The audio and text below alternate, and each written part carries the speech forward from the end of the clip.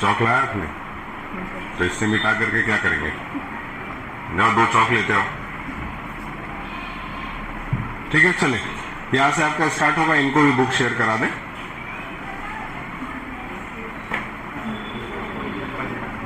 टिक करते रहना। The boy stared मतलब घूरना, उस दिन करा दिए थे घूरना। The boy stared at the child bewildered no he murmured. Murmured मतलब होता है फुसफुसाना। मर्मर्ड मतलब फुसफुसाना। No apology, no apologise, insisted the leader.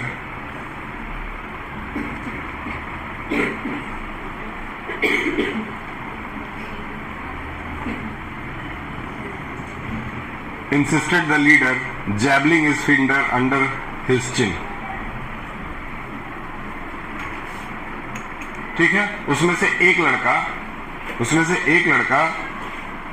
खड़े हो इधर, यहाँ खड़े हो। ठीक है, उसमें से एक लड़का जो है इनके चिन के नीचे ऐसे हाथ पकड़ करके कहता है छूट, क्या कहता है, माफी मांग। ऐसे होता है ना सड़क पे रोकते हैं। चल बैठ। ठीक, जैबलिंग इज फिंगर। जैबलिंग मतलब होता है दबोचना। लिखिए, दबोचना।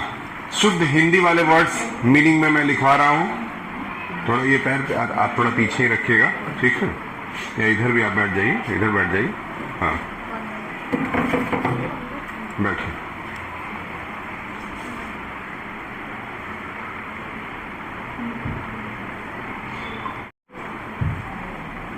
ठीक,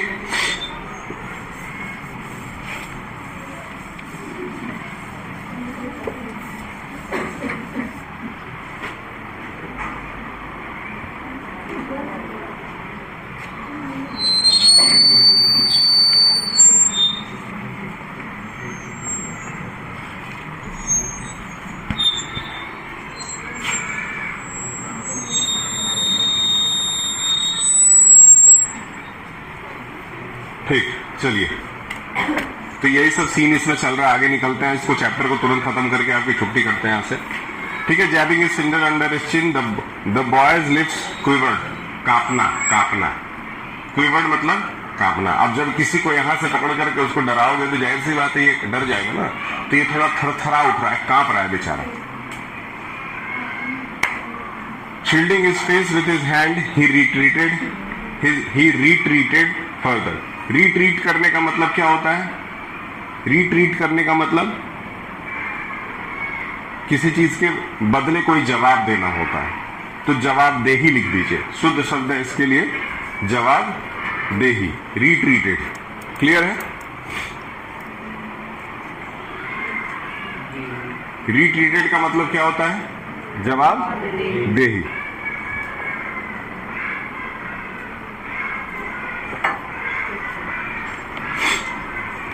आगे बढ़ते हैं।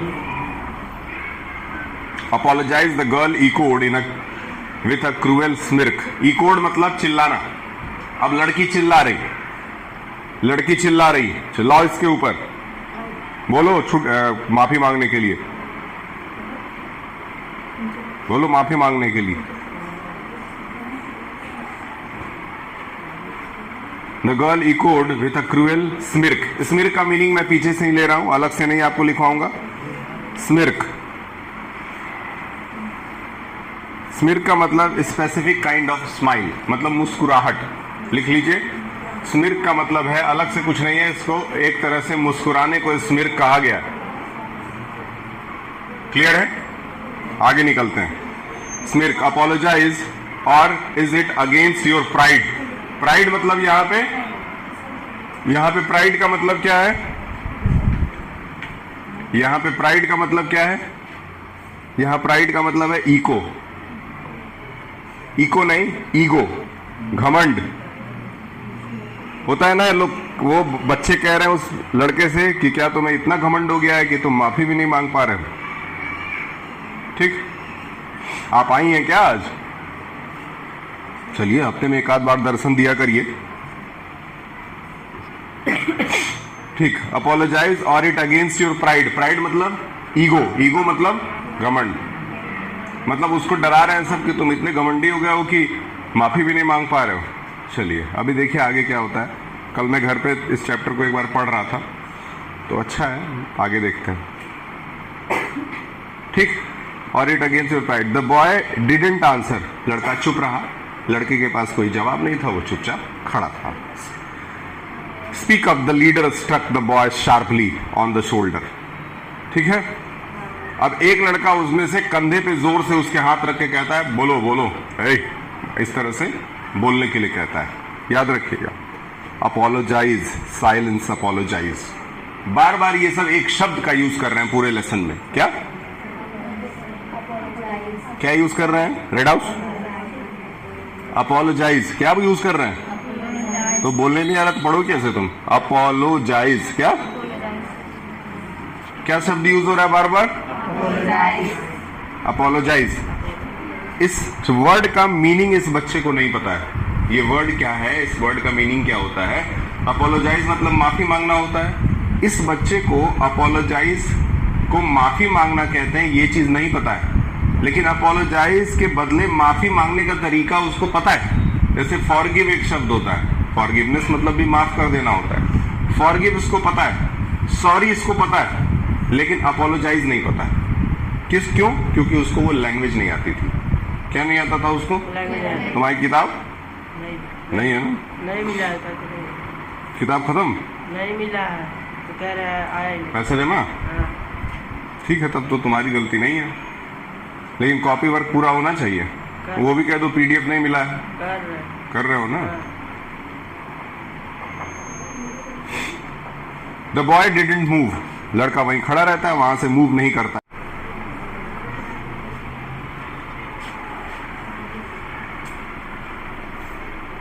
चलिए, they stood there shifting uncomfortably, avoiding their eyes of the tall boy in the blue and yellow sweat shirt. ठीक है। उस टॉल बॉय ने ब्लू और येलो कलर का एक स्वेट शर्ट पहन रखा था। स्वेट शर्ट का मतलब होता है उसका पूरा शर्ट पसीने से गीला था। ठीक है। तो स्वेट शर्ट मतलब पसीने से भीगा हुआ शर्ट लिखा जा सकता है। पसीने से भीगा हुआ शर्ट लिखो।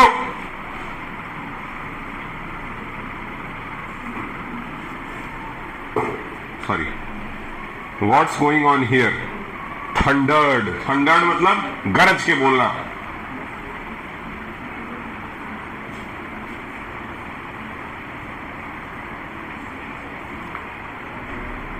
ठीक है।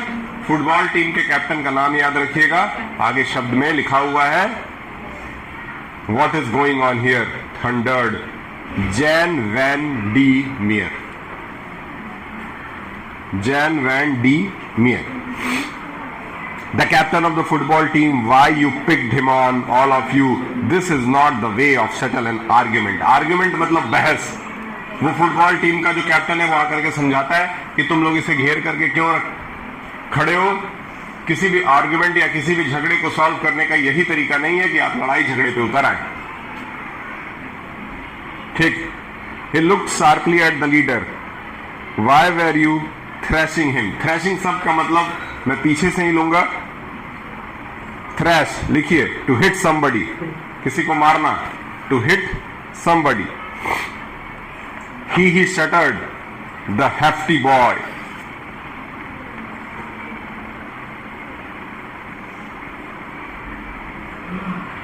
ठीक है। शटर्ड का मतलब यहां पे है हकला के बोलना। शटर्ड का मतलब यहां क्या है?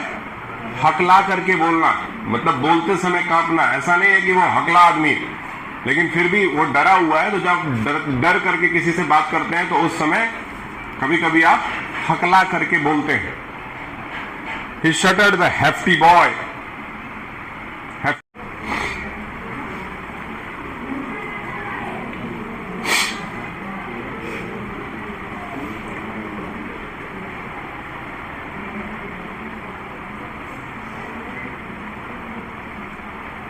Okay, now break is over, आगे बढ़ते हैं।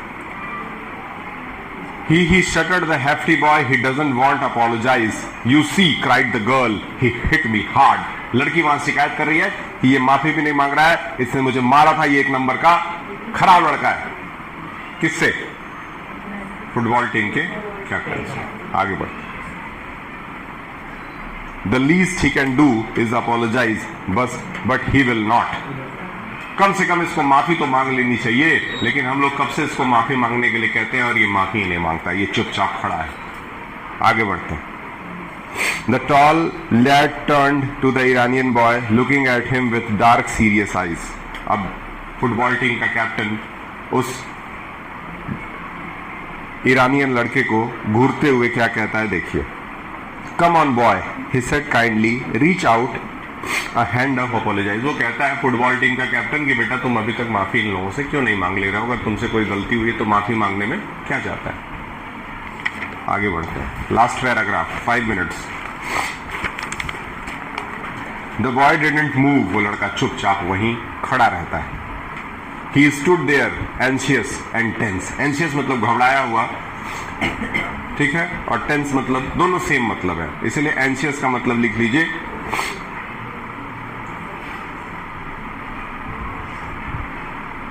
His Broz नाइटेड। नाइटेड मतलब बंधा हुआ। His lips quivered. Quivered मतलब थरथराना। Come on, urge the Jandiver. Urge मतलब बोलना। यहाँ पे urge का मतलब हर समय हर वर्ड का सेम मतलब इंग्लिश में नहीं होता है। इंग्लिश में वर्ड्स का अलग अलग मतलब भी होता है चैप्टर के अकॉर्डिंगली, याद रखिएगा। तो जब भी किसी इंग्लिश वर्ड का कोई मतलब बताया जाए, इसका मतलब है कि वो उसी चैप्टर के लिए है सिर्फ। इसका मतलब ये नहीं कि वो हर जगह वही यूज होगा। क्विवर्ड का मतलब यहाँ पे थरथराना है, किसी दूसरे चैप्टर में कुछ और भी हो सकता है, याद रखिए। कम ऑन अर्द जैंडीवर जैन वैन डी मर B sport B a sport B a sport. Sport का मतलब क्या हुआ? बी स्पोर्ट का मतलब क्या हुआ? देखिए स्पोर्ट का मतलब आपको वहीं नीचे मिल जाएगा, कहीं दूसरे जगह जाने की भी जरूरत नहीं। दिख रहा है? दिखा? स्पॉट का मतलब दिया है? हाँ, स्पोर्ट का मतलब लिखिए kind. Kind man, KIND, kind man. Apologise to these wild cat. अब यहां लिखा है apologise to these wild cat. ध्यान से सुनिए, यहां लिखा है apologise to these wild cat. Wild cat का मतलब क्या हुआ? जंगली बिल्ली। हाँ, अब ये जो फुटबॉल टीम का कैप्टन है, ये यहाँ वाइल्ड कैट शब्द का यूज कर रहा है। वाइल्ड कैट का शब्द का यूज करके कह रहा है कि इन जंगली बिल्लियों से माफी मांग लो। इसका मतलब कहीं से ये नहीं है कि वो उनको जंगली बिल्लियां कह रहा है। यहाँ पे वाइल्ड कैट का मतलब है खराब और बुरा इंसान। समझ में आया? तो इंग्लिश में जो लिखा होता है वही नहीं होता एग्जैक्टली। डन? सबका हुआ? तुम लिखी? आगे बढ़िए। The dark eyes of the Iranian boy filled with misery. Misery मतलब दुख। लिखे।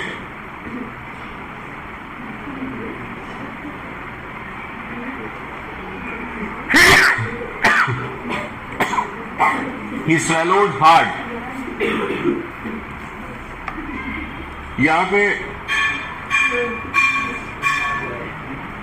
यहां swallowed का मतलब है बर्दाश्त करना, जो कि हम अभी कर रहे हैं। क्या मतलब है? बर्दाश्त करना। Come on boy, why don't you? A dry sob broke from the boy's lips. No, no. Why don't?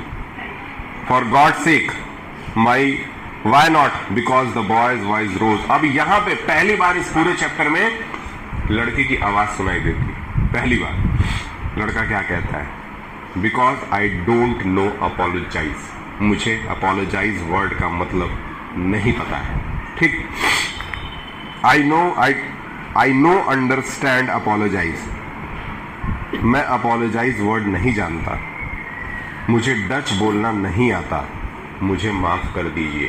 Please forgive. Last में फॉरगिव का यूज करता है वो माफी मांग रहा है, लेकिन वो इसलिए माफी मांग रहा है क्योंकि उसको वो भाषा नहीं आती। इसीलिए इस चैप्टर का नाम है अपोलोजाइज। मेरे ख्याल से इस चैप्टर के क्वेश्चन आंसर आपके पास जा चुके होंगे। अपोलोजाइज का क्वेश्चन आंसर आपके पास जा चुका है? हाँ, अपोलोजाइज का क्वेश्चन आंसर आपके पास नहीं गया, आज चला जाएगा, आप कृपया यहां से जा सकते हैं। इंग्लिश के पीरियड में आप रोजाना यही पढ़ने आएंगे, ऊपर आपकी क्लासेस नहीं चलेंगी, ऊपर आपकी क्लासेस नहीं चलेंगे, आप रोजाना यही पढ़ने आएंगे।